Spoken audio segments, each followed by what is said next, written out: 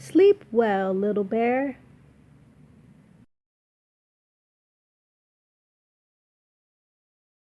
In the evening, the little bear took off his apple trousers and put on his star pajamas. He had heard a long good night story. He had said a small prayer. He had hummed along with a little sleep song. He had gotten 5 kisses. But he still needed a drink of water from the blue cup, because suddenly he was very thirsty, just like he was every evening. Then he had to put on his red sleeping socks, because he had forgotten them. Then he wanted someone to blow warm air under the covers, because he felt so cold. And only then could the light be turned out in his room. It's all quiet now, but the little bear is not tired. And when little bears are not tired, they scramble quietly out of their beds and build themselves a staircase to where the moon floats in the heavens like a great round lantern shining softly on the meadows, on the house, on the trees, on the river, and on the whole world. It's cooler outside now. The ducks are still taking a bath in the river. Sometimes, in the silence, you can hear the frogs croaking. On the dock, a shirt blows in the evening breeze. It had been the sail for a boat in the afternoon when the little bear was a pirate, and the shoebox was the treasure chest. Next door lives old Miss Rose. She had worked in her garden all afternoon. She had dug and hoed and pruned and watered.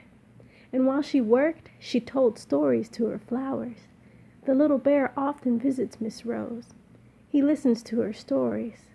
Sometimes he helps with his yellow shovel. He can see from his window that old Miss Rose has fallen asleep in her chair. She was that tired. In the meadow, at the edge of the forest, stands the Birdman. Last fall, the children made him out of odds and ends. Now, when they come to play in his meadow, they put fresh flowers or grasses in his hat. The little bear gave the Birdman his wooden car with the red wheels. There's a big circus tent in the next town. Today, when the little bear went on a shopping trip, he watched the circus people for a while. He saw painted wagons, a man on stilts, a woman selling cotton candy, a tiny pony, and a great brown bear. Now the show is finished.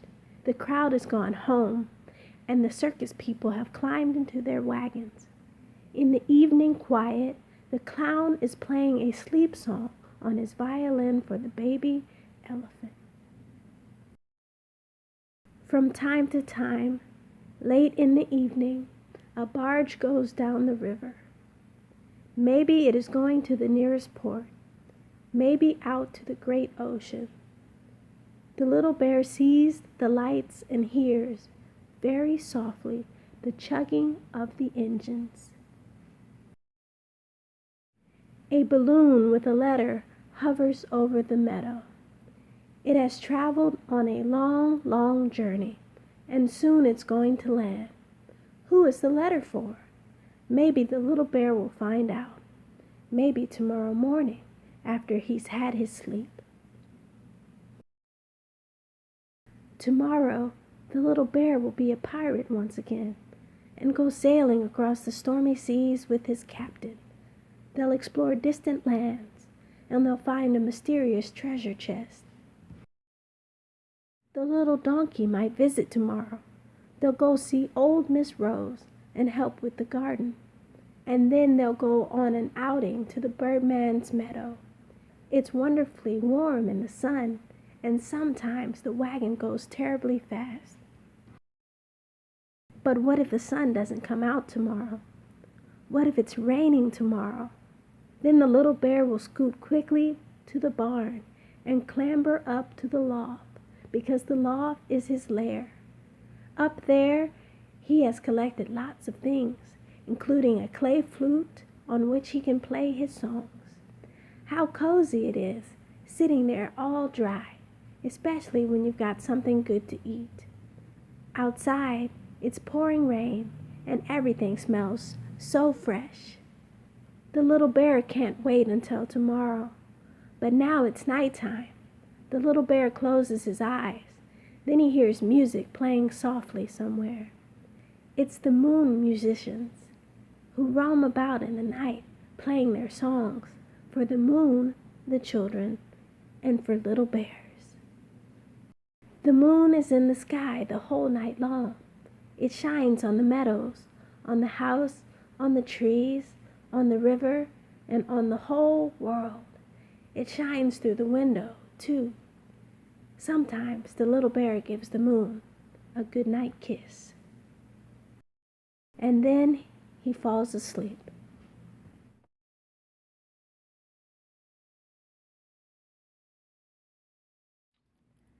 Fine as we are. Little Frog and his mom lived by the pond, just the two of them. They were very happy. Little Frog spent his days playing. His favorite game was leapfrog, but he played it all alone. One day, Mom asked Little Frog, "Would you like a baby brother or sister?" And Little Frog answered, "No, we're just fine as we are." But then Little Frog noticed some strange little things in the pond. At first, the strange little things were just blobs with black spots. Then, later, the blobs with black spots became even stranger. They grew little squiggly tails and started swimming around. After a while, the little squiggly swimming things changed into tiny frog babies. And there were lots and lots of them. Little Frog was worried. The frog babies grew. Suddenly, they were leaping everywhere and making a lot of noise. Little Frog thought, "This was awful!" Mom looked very pleased, so Little Frog didn't mind too much at first. But then the frog babies became very annoying. They followed Little Frog wherever he went. Into the pond, onto the lily pads. If he chased a fish, so did they. Where Little Frog played, so did they. Little Frog couldn't get a minute to himself. Little Frog complained to Mom. "They're your brothers and sisters," said Mom. "They only want to be like you." "But it's not fair," said Little Frog. "They won't leave me alone." But Mom couldn't hear Little Frog because of all the noise his brothers and sisters were making. That night, when all his brothers and sisters were fast asleep, Little Frog cuddled up to Mom. "I like it when it is just the two of us," said Little Frog. "So do I," said Mom. "But your brothers and sisters just want to be like you. Why don't you try playing some games with them?" The next morning, Little Frog saw something nice to eat for breakfast, but the babies got there first. Enough was enough. "Stop!" shouted Little Frog, and they did. All the babies looked at Little Frog in silence. That gave Little Frog a big idea. Little Frog organized the frog babies into one long line. Little Frog leaped into the air, then all the babies leaped into the air. Little Frog stuck out his tongue, then all the babies stuck out their tongues. Little Frog said, "Ribbit, ribbit, ribbit." Then all the babies said, "Ribbit, ribbit, ribbit." Little Frog began to enjoy playing with his brothers and sisters. He taught them his favorite game, leapfrog, and they played leapfrog all day long. They had so much fun.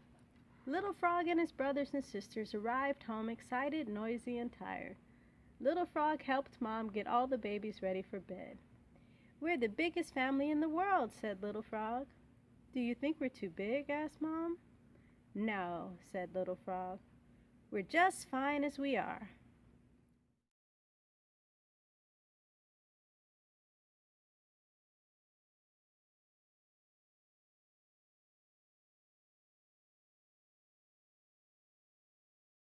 10 thank you letters.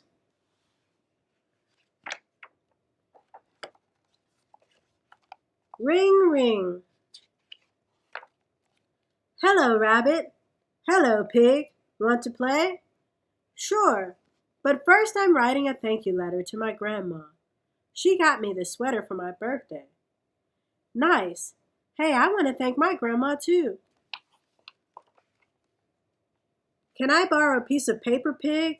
And a pencil? Sure, Rabbit. Dear Grandma, thank you for the marshmallow cake you always bake for my birthday. Love, Rabbit. Okay, Pig, I am done with my letter. How about you? Not yet, Rabbit. I am telling my grandma about the weather. But it's a thank you letter. Why tell her about the weather? I don't know, Rabbit. It's just the way I do it. Whoa, I just thought of someone who deserves a big thank you. Can I borrow another piece of paper, Pig? And an envelope? And a stamp, too. Dear Madam President, thanks for doing a ducky job. Let me know if you need some help. Love, Rabbit. Done. Are you finished with your letter yet, Pig? Well, no. I thought I'd tell my grandma about how I'm helping Mom with chores. Chores? Why are you telling her that? It's a thank you letter. Because Grandma likes it when I help my mom, and she might want to know how things are going around here. Hey, I just thought of another great person to thank. Can I borrow more paper? Dear Mr. Lappin, in case you were wondering how things are going around here, they're great. Your funny books make my whole class laugh. Love, Rabbit. Aren't you done with your letter yet, Pig? No, Rabbit. I just want to tell Grandma that I laughed so much yesterday, my loose tooth came out. Can I have another sheet of paper, Pig? Let me guess, you thought of someone else to thank. I sure did. Dear Miss Pachyderm, thanks for teaching us about brushing our teeth. Now I have clean teeth and fresh breath. Love, Rabbit. This one's done too. How is your letter going, Pig? Well, I haven't seen my grandma in a while, so there's a lot to tell her. But you keep interrupting. Sorry, Pig. Maybe if you just give me a stack of paper and envelopes and more stamps, I won't have to bother you. Dear Mr. Moose, you are the best librarian. Thanks for finding me so many sports books. Love, Rabbit. Dear Miss Otter, thanks for being a great bus driver and never getting lost on the way to school. Love, Rabbit. Dear Miss Chicken, thanks for being a great crossing guard and making sure everyone gets to the other side. Love, Rabbit. Dear Mr. Hog, thanks for always giving me a carrot pop at the market. Love, Rabbit. Dear Mr. Kid, thanks for delivering all our mail. It's a lot to carry, isn't it? Love, Rabbit. There, I am finished. See you later, Pig. I am off to the mailbox to send my letters. Finally, I can finish my letter. Yay, done. But Rabbit used all my envelopes and all of the stamps. Oh no! How will I mail my letter to Grandma now? Ring, ring. Hello, Pig. Guess what? I got more envelopes and stamps for you. And I wrote one more thank you letter. I thought I'd deliver it myself. Here. Thanks, Rabbit. No one ever wrote me a thank you letter before. Dear Pig, thank you for inspiring me and being generous and for being my friend. Love, Rabbit. P.S. Now are you ready to play catch? Yay, game time! Yes, after a quick stop at the mailbox. Dear Grandma, thanks for sending the great birthday sweater. Did you know my favorite color is purple? The weather has been cool, so I can wear the sweater every day, even when I am helping Mom wash dishes or sweep the floor. Yesterday, my best friend Rabbit and I were laughing at a funny book, and my loose tooth fell out. Oh well, I will grow another one. Anyway, thanks again for the sweater, and I hope you are well. Love, Pig.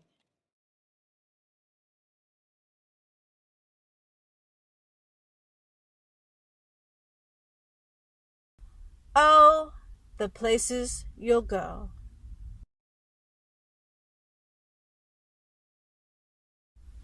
Congratulations! Today is your day. You're off to great places. You're off and away. You have brains in your head. You have feet in your shoes. You can steer yourself any direction you choose. You're on your own, and you know what you know. And you are the guy who'll decide where to go. You'll look up and down streets, look 'em over with care. About some you will say, I don't choose to go there. With your head full of brains and your shoes full of feet, you're too smart to go down any not-so-good street. And you may not find any you'll want to go down. In that case, of course, you'll head straight out of town. It's opener there in the wide open air. Out there, things can happen, and frequently do, to people as brainy and footsy as you. And when things start to happen, don't worry, don't stew. Just go right along. You'll start happening too. Oh, the places you'll go. You'll be on your way up. You'll be seeing great sights. You'll join the high flyers who soar to high heights. You won't lag behind because you'll have the speed. You'll pass the whole gang and you'll soon take the lead. Wherever you fly, you'll be the best of the best.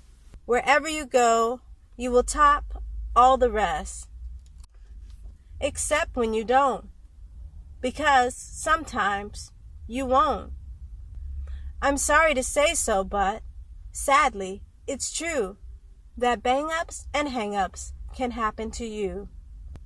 You can get all hung up in a prickly perch, and your gang will fly on. You'll be left in a lurch. You'll come down from the lurch with an unpleasant bump, and the chances are, then, that you'll be in a slump. And when you're in a slump, you're not in for much fun. Unslumping yourself is not easily done. You will come to a place where the streets are not marked. Some windows are lighted, but mostly they're dark. A place you could sprain both your elbow and chin. Do you dare to stay out? Do you dare to go in? How much can you lose? How much can you win?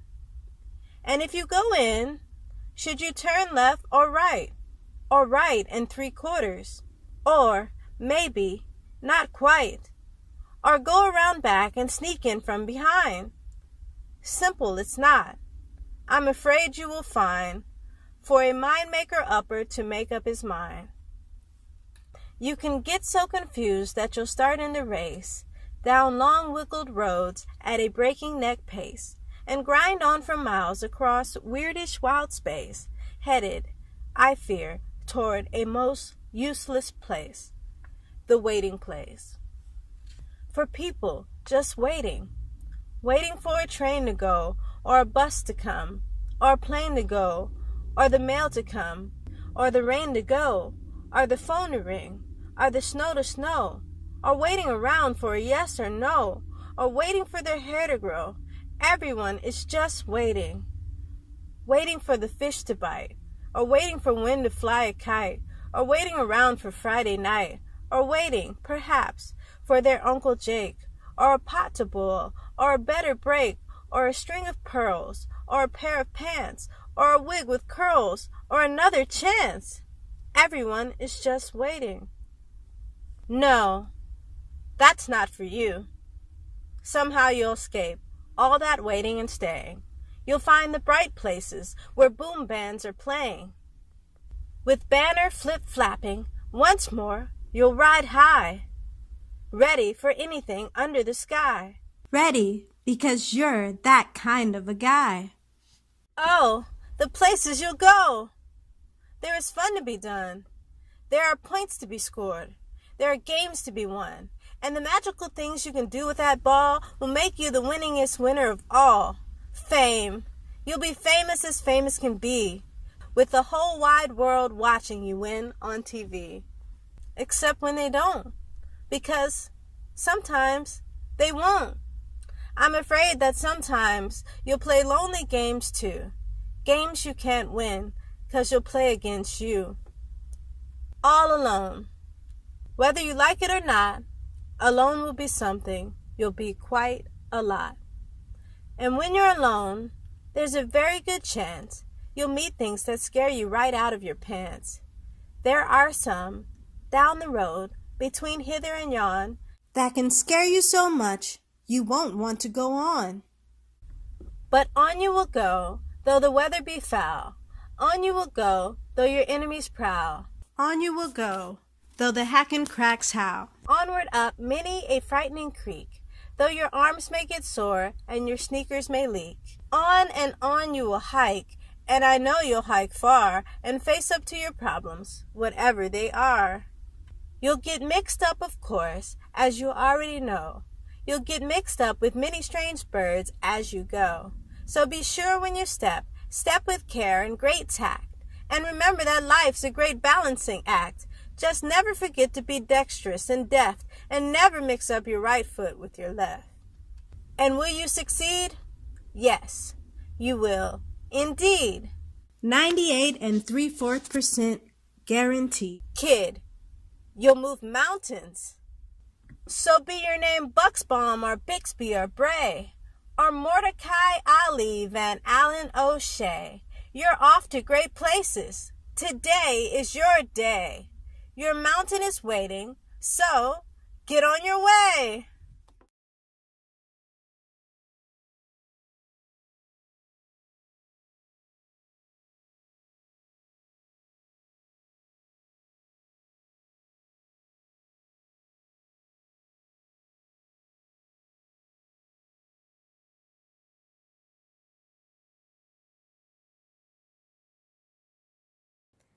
Where's Rodney? Rodney! Where's Rodney? Once again, Rodney wasn't in his seat, and Miss Garcia had had enough. But Rodney had interesting things to do, like watch a big black bird soar over the cafeteria that smelled like yesterday's lunch, or catch a tiny pill bug creeping across the windowsill. He stood on his tippy toes to find the stray dog that bullied the neighborhood. Rodney was inside, but he wanted to be outside. Outside was where Rodney always wanted to be. Miss Garcia let out a long, deep breath. She stepped behind Rodney and tapped him on the shoulder. Rodney, join the class. The word of the week is majestic, Miss Garcia said. Majestic. Can you tell us what it means? Rodney looked around the classroom. There were a million eyes looking back. Nope. Miss Garcia took another deep breath. Rodney balanced on one foot like a pink flamingo. Sue Lynn giggled and covered her mouth. Then he hopped into the air like a cricket. Cody chuckled. Then Rodney stretched out his arms like an eagle, soaring high above the... Sit down, Rodney, Miss Garcia said. The whole class roared with laughter. Okay, majestic means grand and beautiful. Rodney, if you can't do your work, you won't be able to go on the field trip to the park on Friday. But Rodney didn't care. He knew all about the park. It was a small triangle-shaped patch of yellow grass next to the corner store and the bus stop. It had one large cardboard trash can and two benches where some grown-ups sat all day long. Yes, Rodney knew the park well. Anyway, Mama said to stay far away from that park.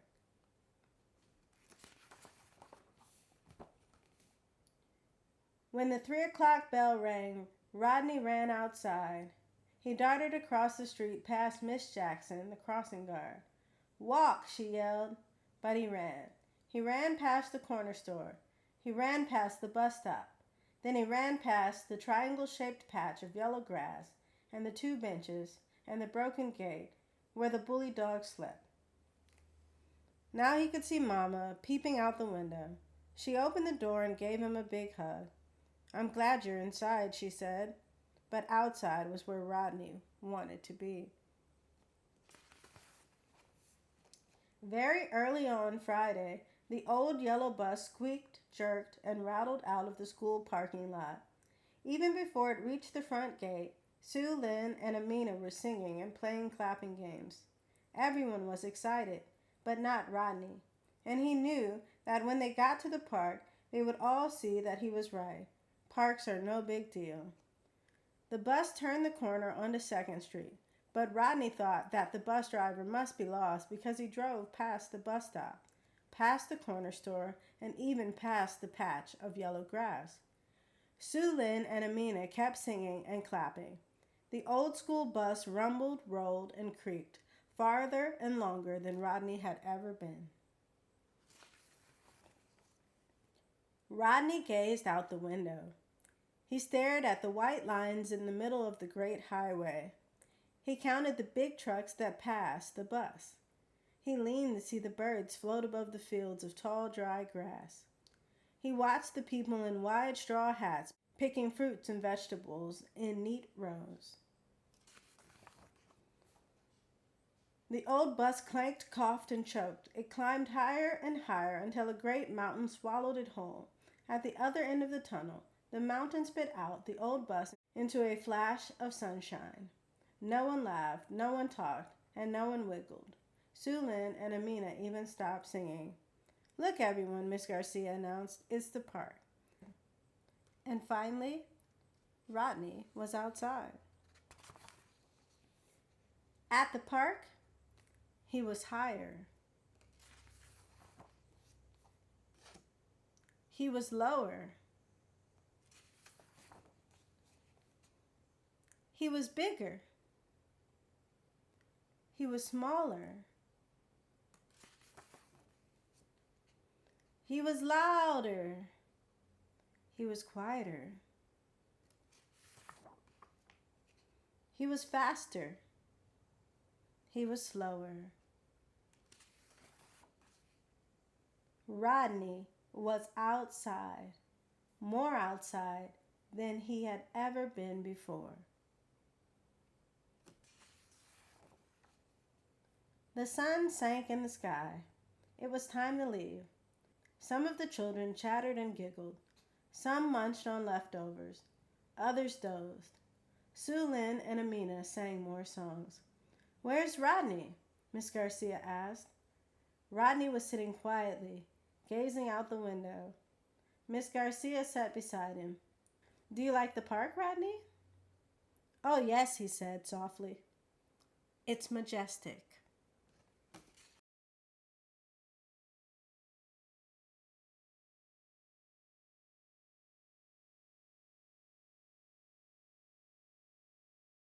How to be cooler than cool.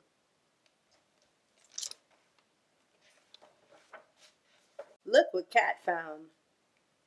These sunglasses. Cool.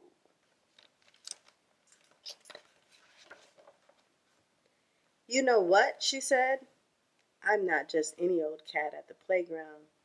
I'm a real cool cat who can glide backward down the slide looking cooler than cool with extra cool on top. Yeah." But uh-oh. Meow. Now look what Cockatoo found.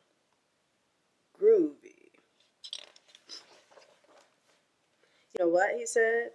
"I'm not just any old cockatoo. I'm a super cool cockatoo who can dance coolly along the seesaw doing the super cool cockatoo boogaloo.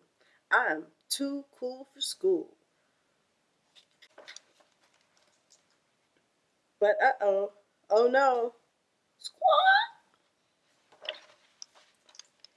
And guess what Pig found? Hey man, you know what he said? I'm not just any old pig. I'm a totally cool pig who can stand up on the swing, looking so completely cooler than cool that everyone's going to call me Mr. Totally Completely Cool. Pig smiled. Even my pants are cool. Yeah, baby. But uh-oh. Oh no. Whoa! Oink!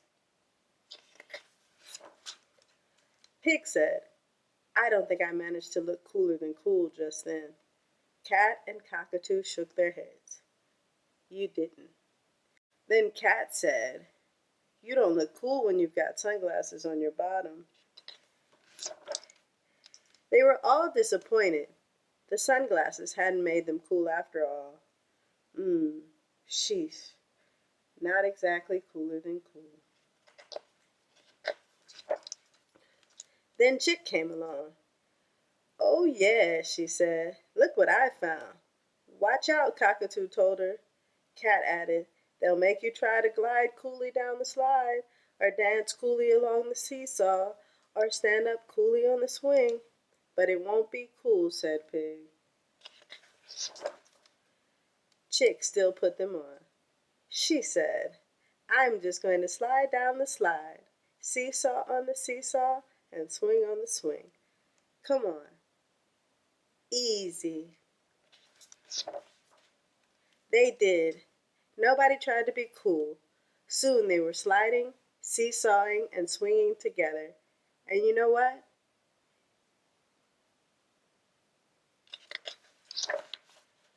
That was cooler than cool. You betcha. Reading Beauty.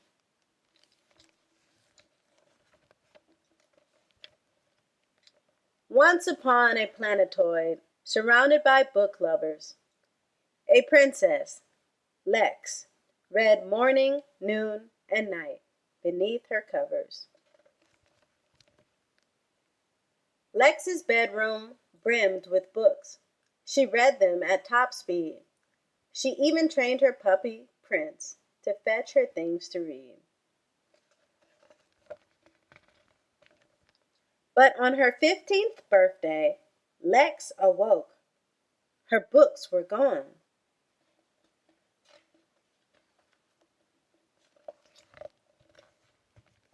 She raced to find her parents. Make them stop. What's going on? They answered with a story. Long ago, when you were small, we held a celebration and invited one and all. But while the guests were toasting you, we heard a muffled shout. A fairy burst in, furious that she had been left out. How could you not invite me? I must say I'm rather miffed. But wait, we did. Be quiet. Let me give your Lex a gift. Like all you wretched readers, Lex will live for reading, but when she's 15, she'll flip a page and get a paper cut. The paper cut will bring a curse. A death like sleep will take her.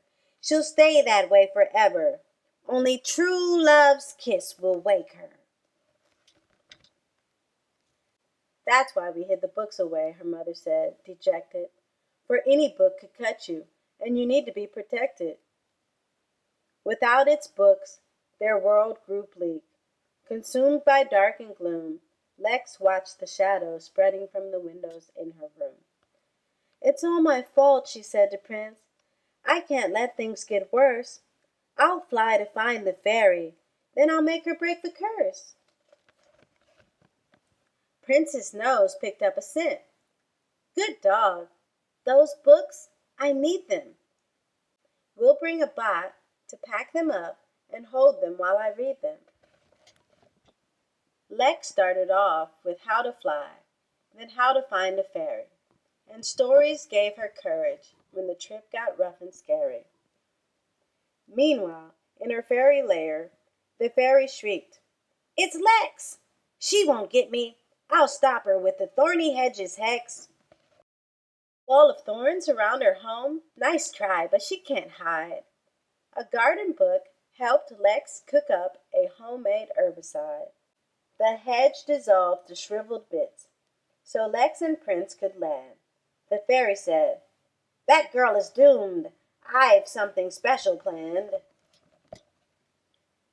I'll tempt her with the thing she loves. A gorgeous poison book entitled How to Lift a Curse. She'll have to take a look." Zap, zip. A glowing book appeared. Prince sniffed. "What's this?" Lex said. The fairy listened through the door. "No sounds. She must be dead." The fairy inched near sleeping Lex to check her now closed eyes. But Lex sprang up and grabbed her wand and said, "Hello, surprise! I got quite good at faking sleep when I was just a kid, so I could read past bedtime. Now about that curse you did.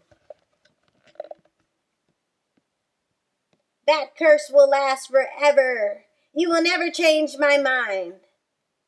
Then Prince nudged Lex's leg and barked. Lex looked. "What did you find?" "You are invited to a royal ball to celebrate the birth of Princess Lex." "You were invited to my ball. We thought this didn't reach you." "Wait, can it be that you can't read?" "Don't worry, I will teach you." "Me? Read?" In her excitement, the poor fairy didn't think. She touched the book. She turned ghost white and crumpled in a blink. "The fairy cursed herself," cried Lex. "We need to help her. Quick!" Prince ran up and gave the fairy's face a sloppy lick. The fairy slowly came to life. "What happened? I'm not dead?" "Oh, Prince loves everyone," Lex shrugged. She smiled and scratched his head. So Lex came home. The books came back.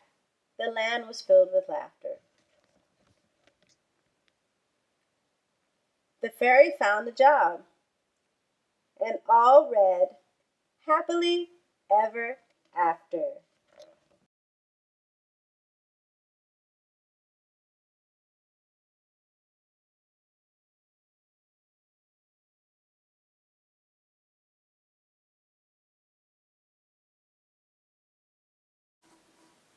The Oldest Student.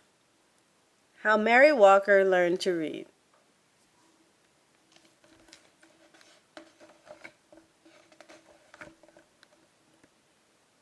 Whenever young Mary was tired, she would shield her eyes from the sun and watch the swallow-tailed kites dip and soar above the trees.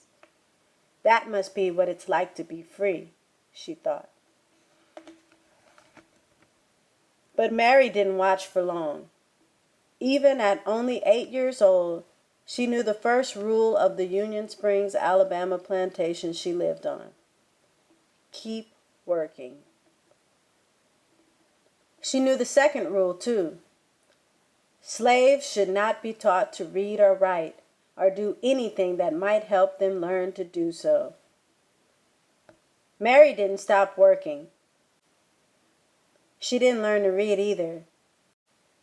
But at the end of each long day picking cotton, toting water to Papa and the other slaves who chopped wood for the train tracks, or helping Mama clean the big house, she would lie in her little bed next to the crumbling fireplace and think about those birds. When I'm free, I'll go where I want and rest when I want, and I'll learn to read too. When she was 15, it happened. Mary and her mother, brothers, and sister were free. The Emancipation Proclamation said so. What it didn't say was how a family with nothing except the tattered garments on their backs could find food, clothes, and a place to sleep. Mary's father had died, and the family was on its own. Freedom Road, to Freedom Road. Across fields and through woods, ex-slaves surged like waves crashing hard to shore. Now that they were free, every road was Freedom Road. Many headed north and west and every which way, searching for long-lost family members, or simply experiencing the wonder of being free. Others, like Mary, chose to stay in the South. An organization called the Freedmen's Bureau helped those who stayed to find shelter on abandoned Confederate land. Mary and her family settled in a one-room cabin, and for the next few years she worked alongside her mama to help feed her siblings. 7 days a week she churned butter, cleaned houses, and cared for other folks' children. The hours were long, and if Mary was thirsty or hungry, or needed to use the outhouse, she had to wait until she got home. At week's end, she would offer Mama the one lonely quarter she had earned.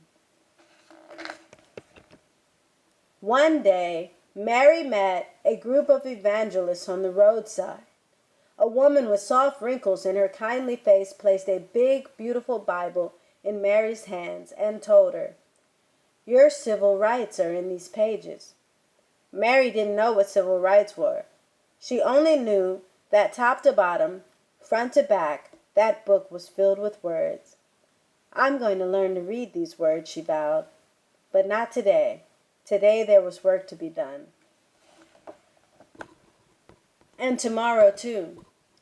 When Mary got married, she and her husband worked as sharecroppers, renting someone else's house, using someone else's tools, and planting someone else's seeds to farm land they would never own.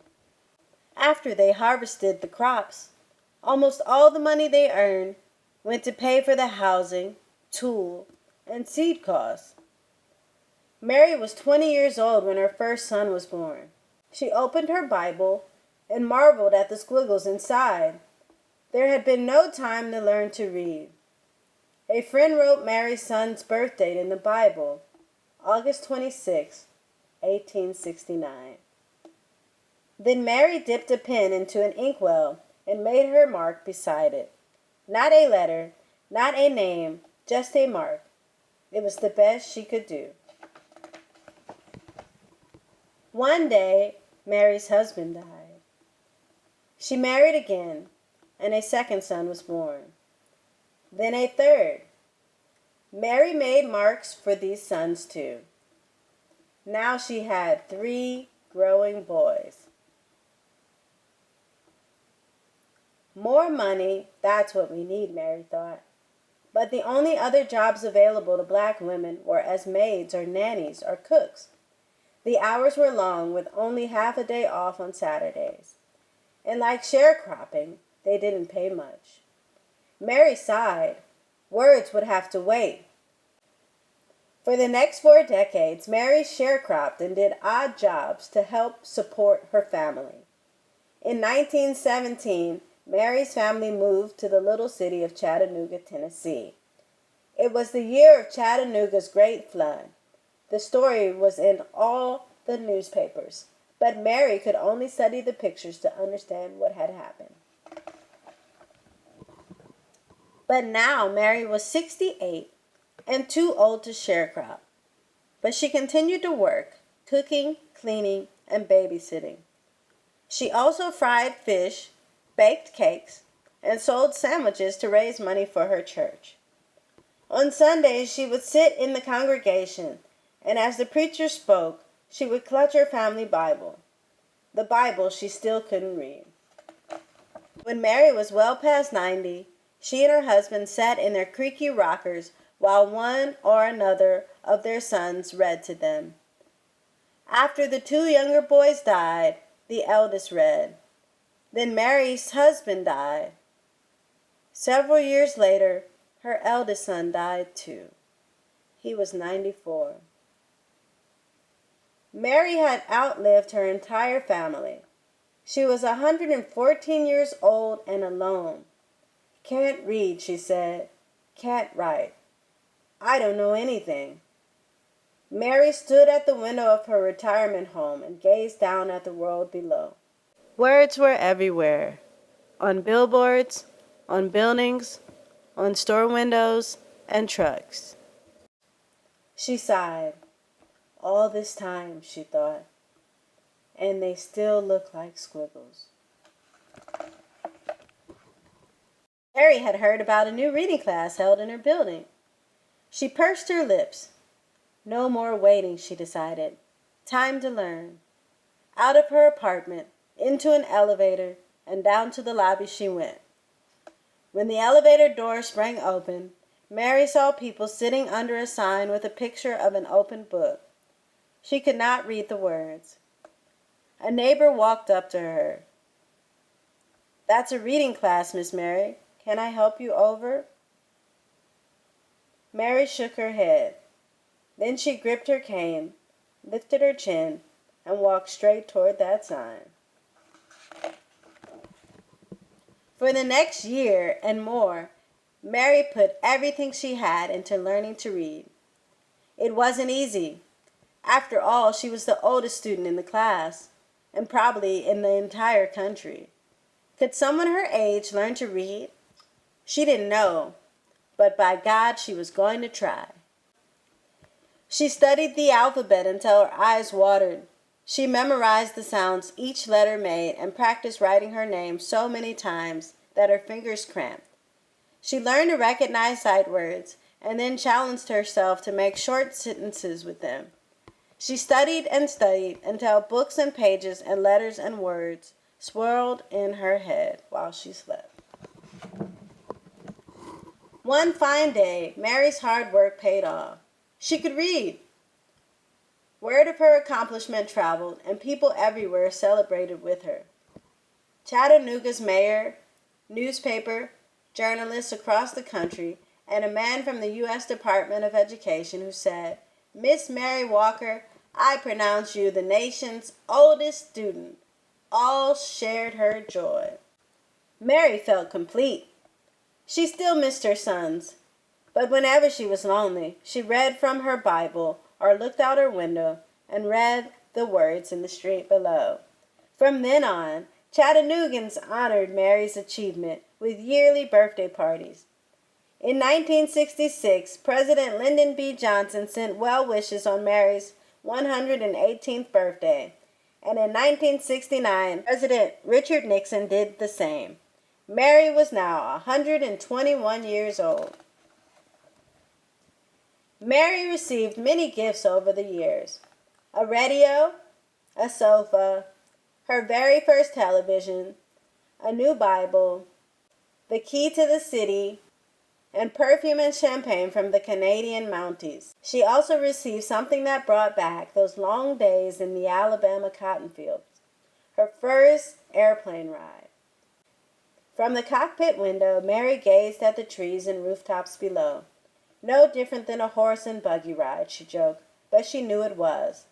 As the airplane dipped and soared like those swallow-tailed kites of long ago, Mary decided that flying was a lot like reading. They both made a body feel as free as a bird. Each year before her birthday, celebration came to an end. Someone would whisper, "Let's listen to Miss Mary." The shuffling and movement would fade away until not a sound was heard. Then Mary would stand on her old legs, clear her old throat, and read from her Bible or her school book in a voice that was clear and strong. When she finished, she would gently close her book and say, "You're never too old to learn."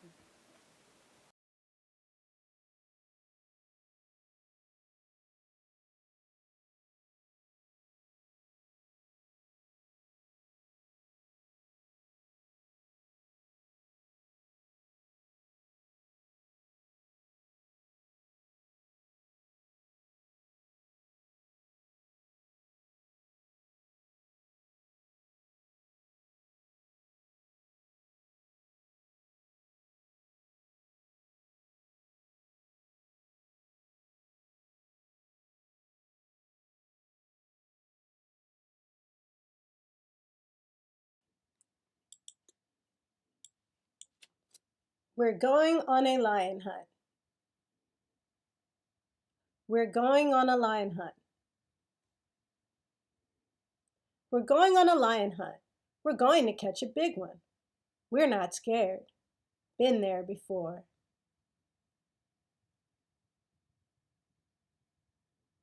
We're going on a lion hunt. We're going to catch a big one. We're not scared. Been there before. Oh no! Long grass. Can't go over it. Can't go under it. Can't go around it. Have to go through it. Swish, swash, swish, swash. We're going on a lion hunt. We're going to catch a big one. We're not scared. Been there before. Oh no! A lake! Can't go over it. Can't go under it. Can't go around it. Have to go through it. Splish, splash, splish, splash. We're going on a lion hunt. We're going to catch a big one. We're not scared. Been there before. Oh no! A swamp. Can't go over it. Can't go under it. Can't go around it. Have to go through it. Squish, squash, squish, squash. We're going on a lion hunt. We're going to catch a big one. We're not scared. Been there before. Oh no! A big dark cave. Can't go over it. Can't go under it. Can't go around it. Have to go through it. In we go. Tiptoe, tiptoe. But what's that? One shiny, wet nose? One big, shaggy mane? Four big, furry paws? It's a lion! Oh my. Back through the cave, back we go. Tiptoe, tiptoe. Back through the swamp, squish, squash, squish, squash. Back through the lake, splish, splash, splish, splash. Back through the long grass, swish, swash, swish, swash. All the way home, slam the door, crash. We're all tired now, tired and sleepy. Better catch a lion tomorrow instead.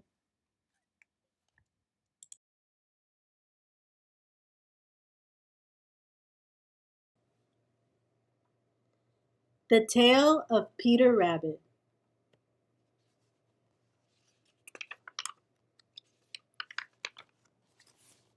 Once upon a time, there were 4 little rabbits, and their names were Flopsy, Mopsy, Cottontail, and Peter. They lived with their mother in a sandbank underneath the root of a very big fir tree. "Now, my dear," said old Miss Rabbit one morning, "you may go into the fields or down the lane, but don't go into Mr. McGregor's garden. Your father had an accident there. He was put in a pie by Miss McGregor. Now run along and don't get into mischief. I am going out." Then old Miss Rabbit took a basket and her umbrella and went through the wood to the baker's. She bought a loaf of brown bread and 5 currant buns. Flopsy, Mopsy, and Cottontail, who were good little bunnies, went down the lane to gather blackberries. But Peter, who was very naughty, ran straight away to Mr. McGregor's garden and squeezed under the gate. First he ate some lettuces and some French beans, and then he ate some radishes. And then, feeling rather sick, he went to look for some parsley. But round the end of a cucumber frame, whom should he meet but Mr. McGregor? Mr. McGregor was on his hands and knees, planting out young cabbages, but he jumped up and ran after Peter, waving a rake and calling out, "Stop, thief!" Peter was most dreadfully frightened. He rushed all over the garden, for he had forgotten the way back to the gate. He lost one of his shoes among the cabbages and the other shoe amongst the potatoes. After losing them, he ran on 4 legs and went faster, so that I think he might have got away altogether if he had not unfortunately run into a gooseberry net and got caught by the large buttons on his jacket. It was a blue jacket with brass buttons, quite new. Peter gave himself up for lost and shed big tears, but his sobs were overheard by some friendly sparrows, who flew to him in great excitement and implored him to exert himself. Mr. McGregor came up with a sieve, which he intended to pop upon the top of Peter, but Peter wriggled out just in time, leaving his jacket behind him, and rushed into the tool shed and jumped into a can. It would have been a beautiful thing to hide in if it had not had so much water in it. Mr. McGregor was quite sure that Peter was somewhere in the tool shed, perhaps hidden underneath a flower pot. He began to turn them over carefully, looking under each. Presently Peter sneezed. Kerchoo! Mr. McGregor was after him in no time, and tried to put his foot upon Peter, who jumped out of a window, upsetting 3 plants. The window was too small for Mr. McGregor, and he was tired of running after Peter. He went back to his work. Peter sat down to rest. He was out of breath and trembling with fright, and he had not the least idea which way to go. Also, he was very damp with sitting in that can. After a time he began to wander about, going lippity-lippity, not very fast, and looking all around. He found a door in a wall, but it was locked, and there was no room for a fat little rabbit to squeeze underneath. An old mouse was running in and out over the stone doorstep, carrying peas and beans to her family in the wood. Peter asked her the way to the gate, but she had such a large pea in her mouth that she could not answer. She only shook her head at him. Peter began to cry. Then he tried to find his way straight across the garden, but he became more and more puzzled. Presently he came to a pond where Mr. McGregor filled his water cans. A white cat was staring at some goldfish. She sat very, very still, but now and then the tip of her tail twitched as if it were alive. Peter thought it best to go away without speaking to her. He had heard about cats from his cousin, little Benjamin Bunny. He went back towards the tool shed, but suddenly, quite close to him, he heard the noise of a hoe. Scritch, scratch, scratch, scritch. Peter scuttered underneath the bushes. But presently, as nothing happened, he came out and climbed upon a wheelbarrow and peeped over it. The first thing he saw was Mr. McGregor hoeing onions. His back was turned towards Peter, and beyond him was the gate. Peter got down very quietly off the wheelbarrow and started running as fast as he could go, along a straight walk behind some black currant bushes. Mr. McGregor caught sight of him at the corner, but Peter did not care. He slipped underneath the gate and was safe at last in the wood outside the garden. Mr. McGregor hung up the little jacket and the shoes for a scarecrow to frighten the blackbirds. Peter never stopped running or looked behind him till he got home to the big fir tree. He was so tired that he flopped down upon the nice soft sand on the floor of the rabbit hole and shut his eyes. His mother was busy cooking. She wondered what he had done with his clothes. It was the second little jacket and pair of shoes that Peter had lost in a fortnight. I am sorry to say that Peter was not very well during the evening. His mother put him to bed and made some chamomile tea, and she gave a dose of it to Peter. 1 tablespoonful to be taken at bedtime. But Flopsy Mopsy and Cottontail had bread and milk and blackberries for supper. The end. I need my monster.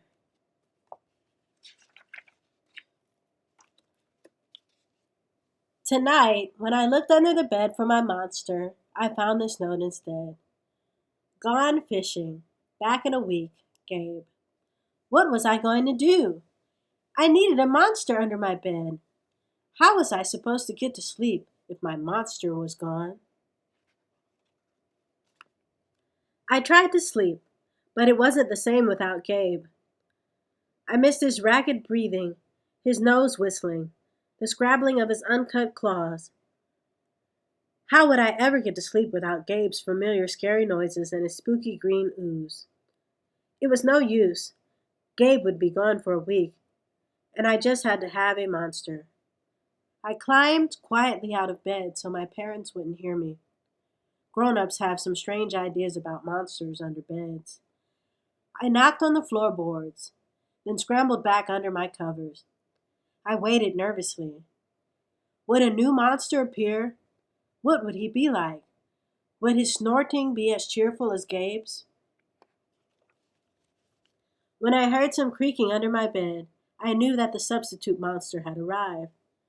Good evening, said a low, breathy voice. My name is Herbert, and I will be your monster for the evening. Herbert? What kind of name is that for a monster? You don't sound scary at all. Have you ever scared a kid before? Well, no, but I have read all the best books on the topic. Do you have long teeth and scratchy claws? I asked. No, but I have an overbite, and I'm a mouth breather. Listen.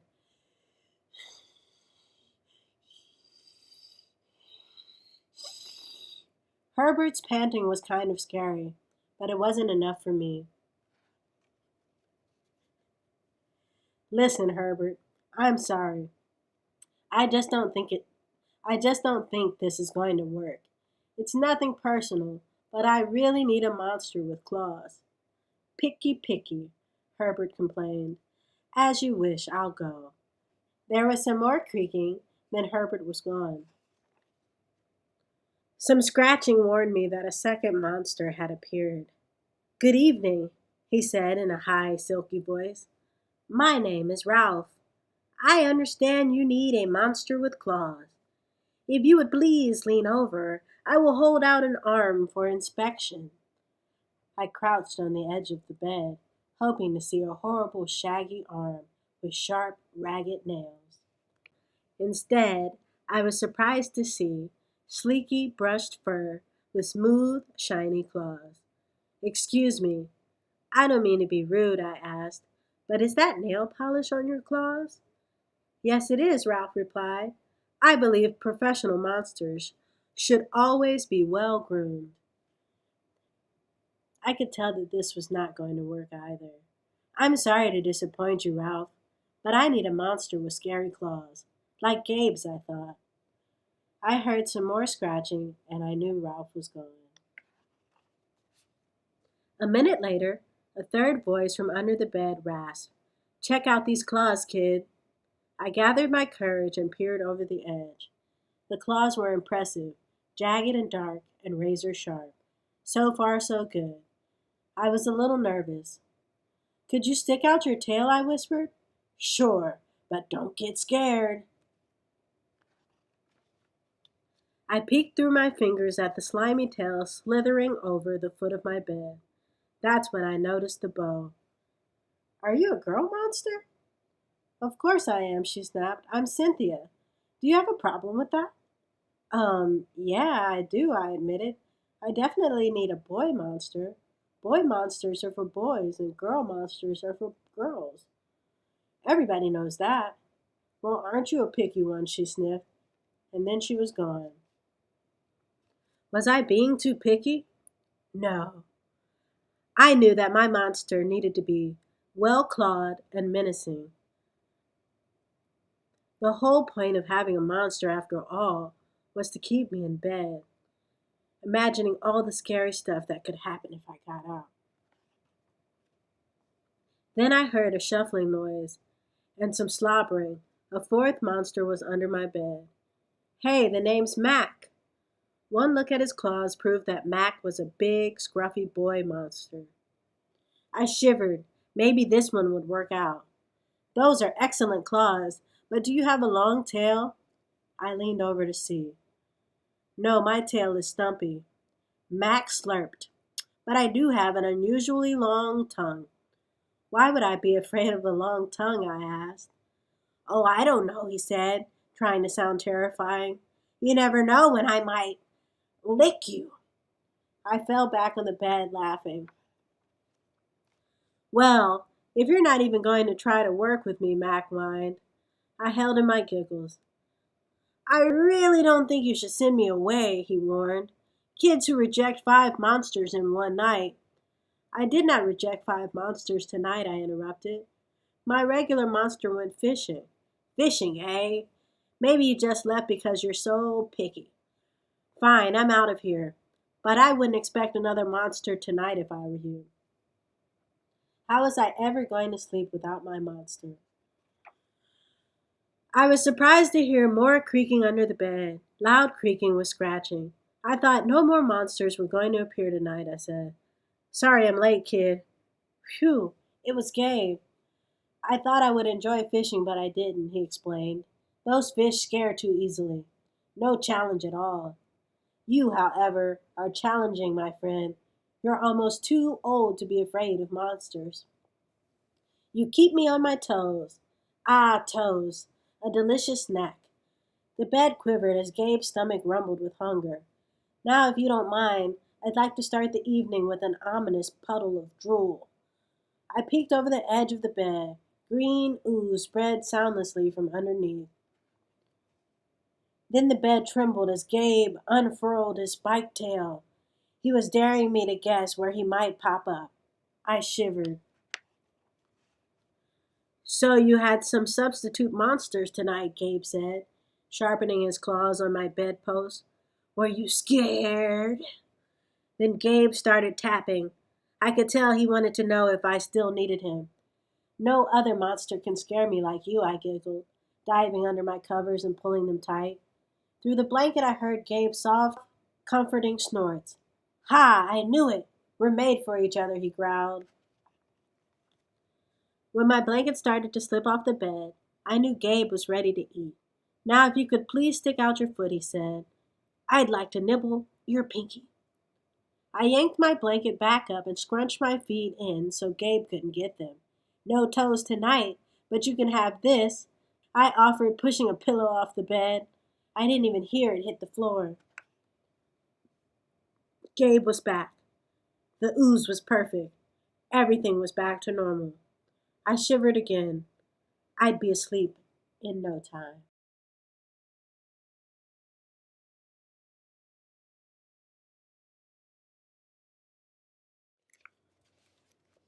Old Bear loved his little cub with all his heart. Little cub loved Old Bear with all his heart. Every morning they ate breakfast together. Eat all your porridge, little cub, said Old Bear. No, I won't, said Little Cub. Yes, you will, said Old Bear. No, I won't, said Little Cub. Old Bear stared hard at Little Cub. Little Cub ate his porridge. All of it. Old Bear and Little Cub trudged through the snow. Old Bear rolled in the snow. Little Bear rolled in the snow. Tie your scarf tight around your neck. You might catch a cold, said Old Bear. No, I won't, said Little Bear. Yes, you will, said Old Bear. No, I won't, said Little Cub. Old Bear and Little Cub stared hard at each other. Humph, said Little Cub. Old Bear and Little Cub hiked through the woods. Little Cub climbed to the top of a craggy rock. Be careful not to fall, Little Cub, said Old Bear. I won't, said Little Cub. Yes, you will, said Old Bear. No, I won't, said Little Cub. Old Bear stared hard at Little Cub. Little Cub slowly climbed down, all the way. Old Bear and Little Cub lay down in a snowy meadow to take a nap. Little Cub stood on his head and waggled his feet. Go to sleep, Little Cub, said Old Bear. No, I won't, said Little Cub. Yes, you will, said Old Bear. No, I won't, said Little Cub. Old Bear and Little Cub snuffled nose to nose. Little Cub curled up against Old Bear and closed his eyes, fast asleep. Old Bear loved his little cub with all his heart. Little Cub loved Old Bear with all his heart. Old Bear and Little Cub headed for home. Old Bear sneezed. Bless you, said Little Cub. You need a scarf so you don't catch a cold. I won't, said Old Bear. Yes, you will, said Little Cub. No, I won't, said Old Bear. Little Cub stared hard at Old Bear. Said Old Bear. Old Bear loved his little cub with all his heart. Little Cub loved Old Bear with all his heart. Old Bear and Little Cub stamped the snow off their feet. Old Bear shivered and shook the snow off his fur. Little Cub danced and shook the snow off his fur. Old Bear sneezed again. Bless you, said Little Cub. Thank you, said Old Bear. You'll feel better if you crawl into bed, said Little Cub. No, I won't, said Old Bear. Yes, you will, said Little Cub. No, I won't, said Old Bear. Little Cub stared hard at Old Bear. Old Bear shivered and crawled into bed, snug under the covers.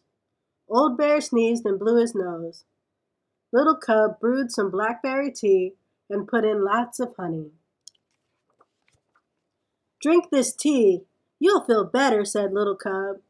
No, I won't, said Old Bear. Yes, you will, said Little Cub. No, I won't, said Old Bear. Little Cub stared hard at Old Bear. Old Bear drank the blackberry tea, all of it. Old Bear loved his little cub with all his heart. Little Cub loved Old Bear with all his heart. Little Cub read to Old Bear all through the night. Little Cub yawned. He crawled into bed beside Old Bear.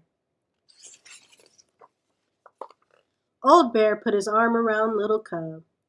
Little Cub snuggled close. I do feel better, Little Cub, said Old Bear. So do I, whispered Little Cub. Little Cub fell fast asleep. Good night, Little Cub, said Old Bear. Old Bear kissed Little Cub on the top of his head, and he held his little cub all through the night.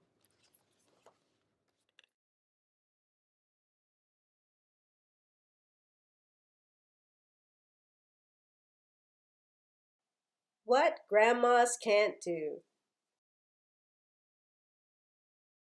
There are lots of things regular people can do, but grandmas can't. Grandmas can't bake your favorite cookies by themselves, or serve tea, or look at picture albums. They love to tell stories, but they need a really good listener.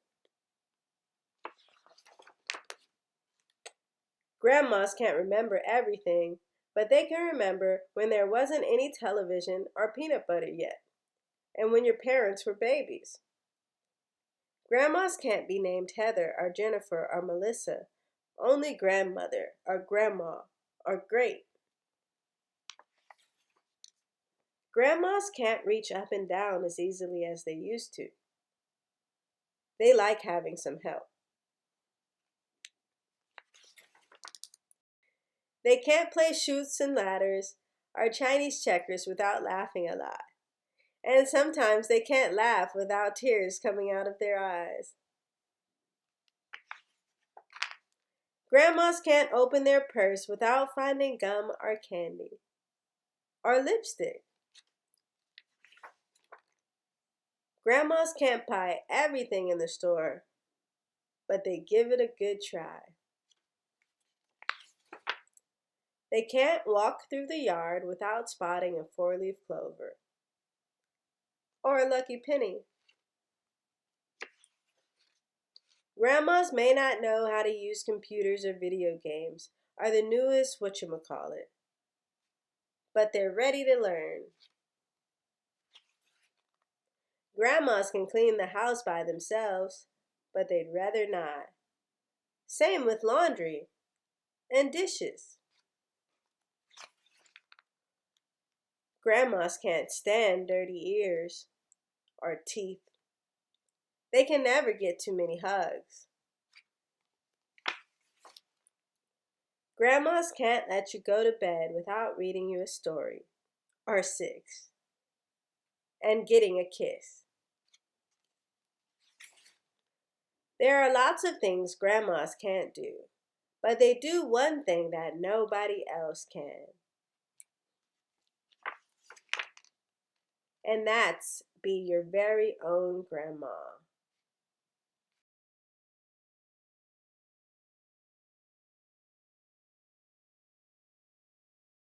While we can't hug,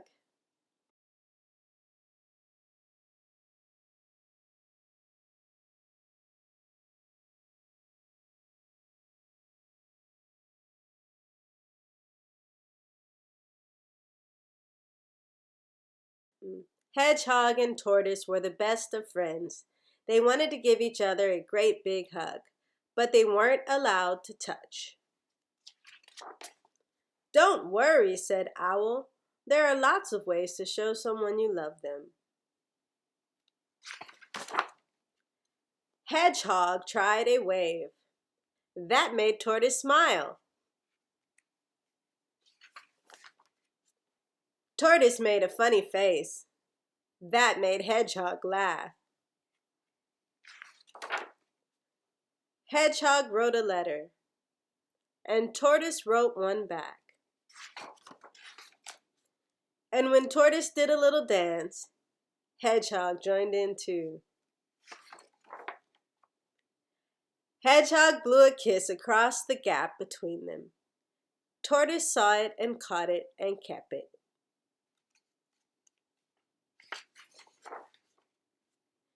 And sent 3 back again. Tortoise sang a song. Hedgehog played along. Then they both painted pictures so that everyone would know they were friends.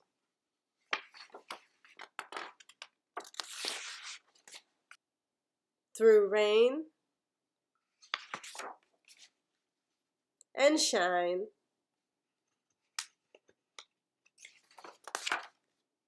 they could not touch, they could not hug, but they both knew that they were loved.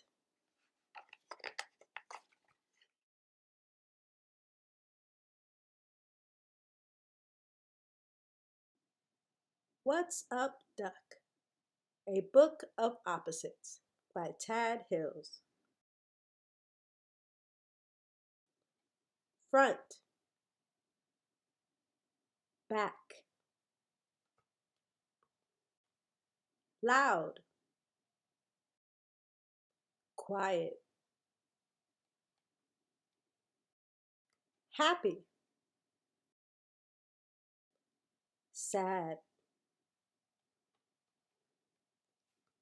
near, far,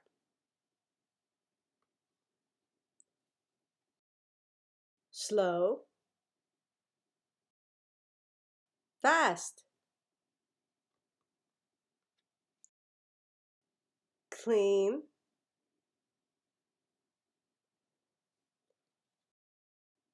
dirty, heavy, light, up, down, awake, asleep.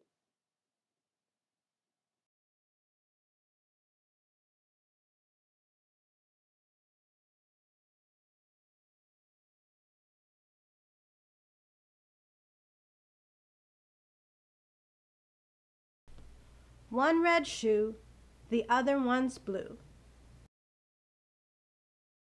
One morning while Maxine was dressing, she said, "Look at my feet, Mommy." "They are very nice feet," Maxine's mommy said. "Now, why don't you put your shoes on them?" "Because my toes have something to tell you," said Maxine. Maxine wiggled her toes wildly. "Would you ask your toes to speak a little louder?" asked Miss Rabbit.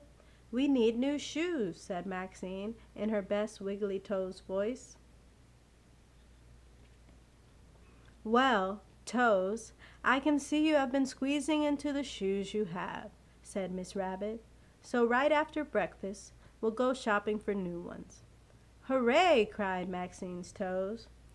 While her mommy was dressing, Maxine watched her favorite TV program, The Spunky Spaniel Show. Maxine sang along with Spunky.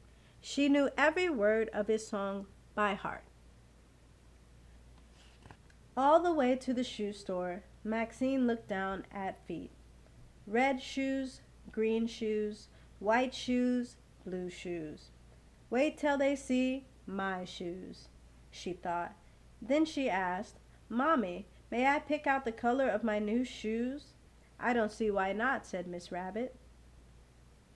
When they got to the store, Mr. Muskrat greeted them warmly. "Hi, Mr. Muskrat," said Maxine.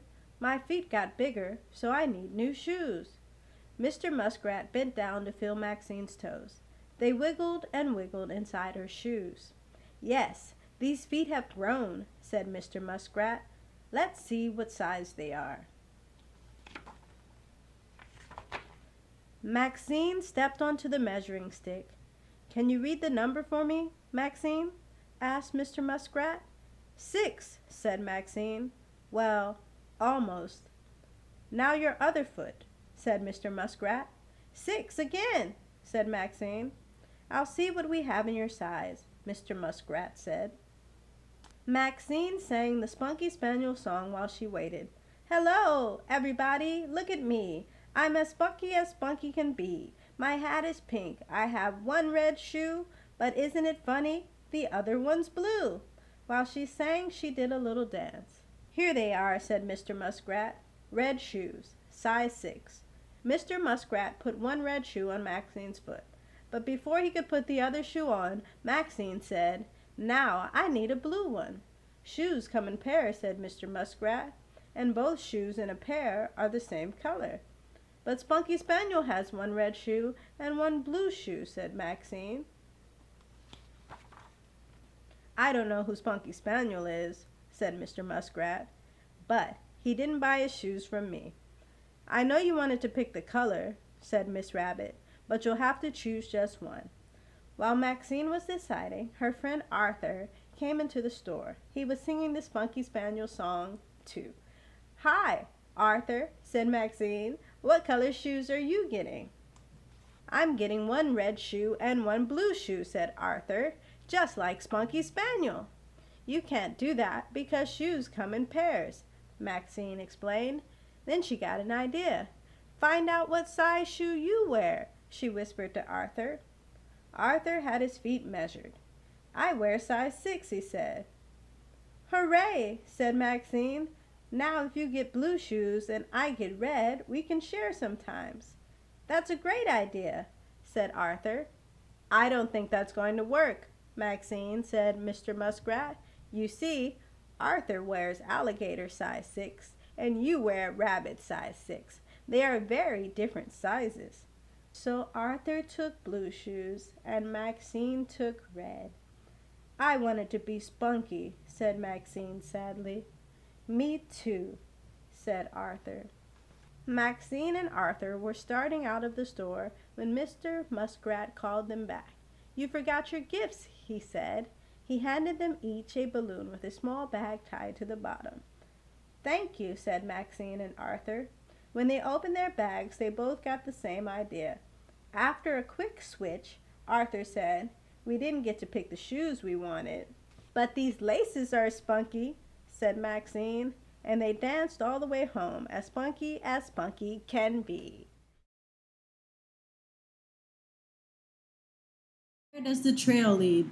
By Burton Albert, illustrated by Brian Pinkney.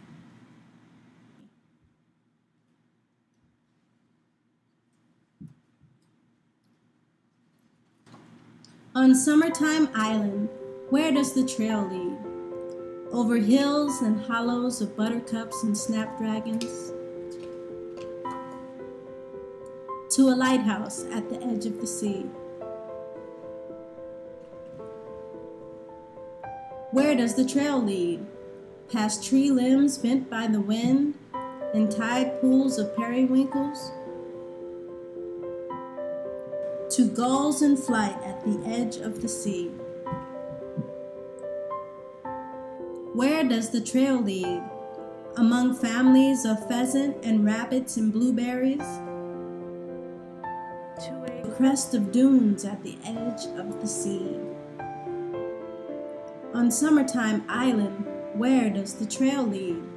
Beside old tracks grown over with grass where a rickety train once ran, to a ghost town of shanties at the edge of the sea. Where does the trail lead? Over the crunch of pine needles, dried and brown, beneath the V's and honks of geese, to a boat's bow of cattails at the edge of the sea. Where does the trail lead? Down a zigzag of ruts from trucks in the sand, along railings of fence on a rocky rim, to the roar of surfers' waves at the edge of the sea. On Summertime Island, where does the trail lead? Back to the crackle of campfires and the smell of fresh-caught fish, to the shimmerings and shadows of a sinking sun, in the twilight at the edge of the sea.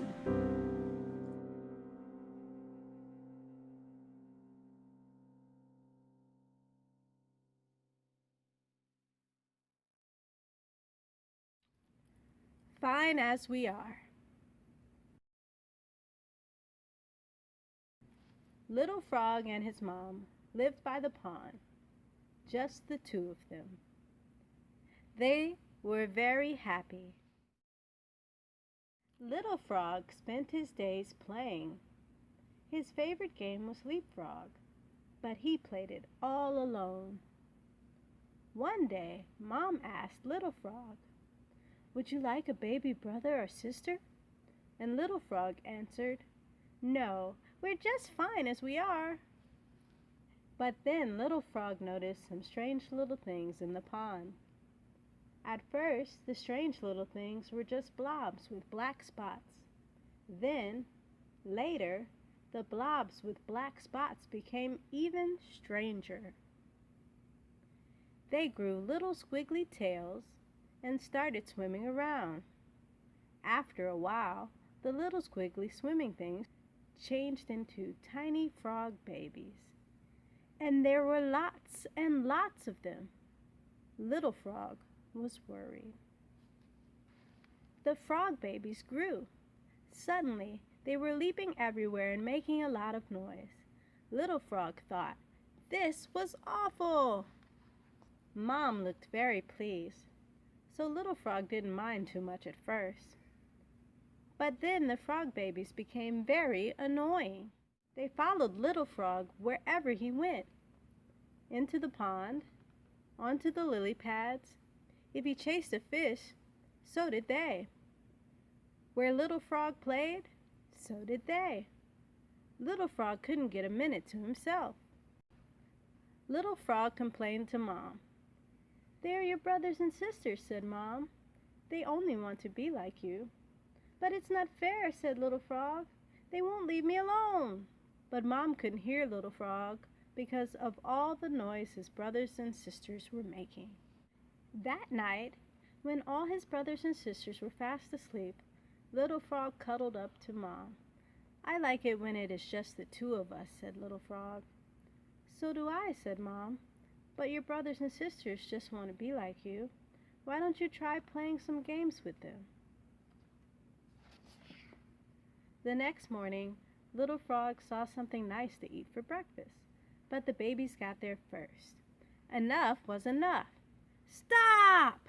shouted Little Frog, and they did. All the babies looked at Little Frog in silence. That gave Little Frog a big idea.